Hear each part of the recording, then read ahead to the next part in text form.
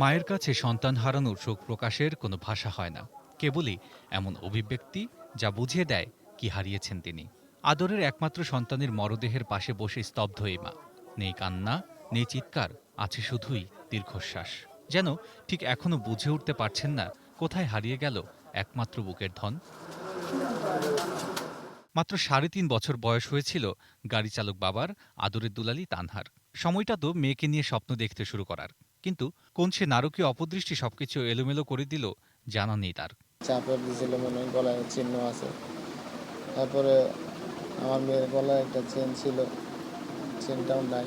আর হইলো পায়ে দেখছি রক্ত লাগে রয়েছে, কেউ তো কিছু বলে নাই। তো পরবর্তীতে আর কি কথা দিয়ে বুঝছি যে না, এটা কেউ মারছে বা কেউ দর্শনের চেষ্টা করছে।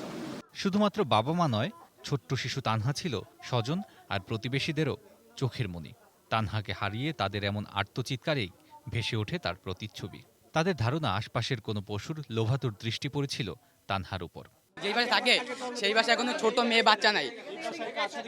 এই বাসায় মানে আমাদের বাসায় আগে ছিল 2টা ছোট মেয়ে, এখন তারা গ্রামের বাড়ি চলে গেছে। এখন কি মেয়ে যাইতো প্রতিদিন এখানে যাইতো এই বাসায়? আগে মাঝে মধ্যে যাইতো, মানে নিয়মিত যাইতো না, মাঝে মধ্যে। ওই সময় কোনো ব্লাড ছিল না। যখন আমি ওরা কোল নিয়ে হাঁটা শুরু করছি, ওই ঝাঁকিতে ঝাঁকিতে আর এদিক দিয়ে ব্লাড বেরিয়েছে। ব্লাডে আমি এই থেকে আমার পাও পর্যন্ত ভিজা গেছে আমার লুঙ্গি শার্ট। জীবিত আছে, তারপর মেডিকেলের ভিতরে নিয়ে গেলাম। নেওয়ার পরে এরা বললো কি আপনারা ঢাকা মেডিকেল নিয়ে যান। তা ঢাকা মেডিকেলে নিয়ে তখন তো বাচ্চা মারা গেছে, আমার হাতেই ছিল। চিৎকার দিল, চিৎকার দিয়ে ওটাকে এভাবে কমোটের মধ্যে উবুধ হয়ে পড়েছিল, উঠেই বুকে নিচে নেয়ার পরে তখন ও জীবিত ছিল। চোখ মেলে একবার তাকাইছে এবং ঘাটটা দুইবার নাড়া দিছে। প্রতিবেশীদের মতো পুলিশেরও নজর খুঁজে বেড়াচ্ছে সেই নরপশুকে, কিন্তু আরও নিশ্চিত হতে প্রয়োজন ময়না তদন্ত রিপোর্টের। প্রাথমিক আমরা দেখছি গলায় পাশে সামান্য দাগ আছে, 2 পায়ে সামান্য রক্ত আছে। যেহেতু তদন্তের বিষয়, আমরা লাশ পোস্টমর্টমের জন্য ঢাকা মেডিকেলে পাঠাচ্ছি। পোস্টমর্টম শেষে আমরা বলতে পারবো।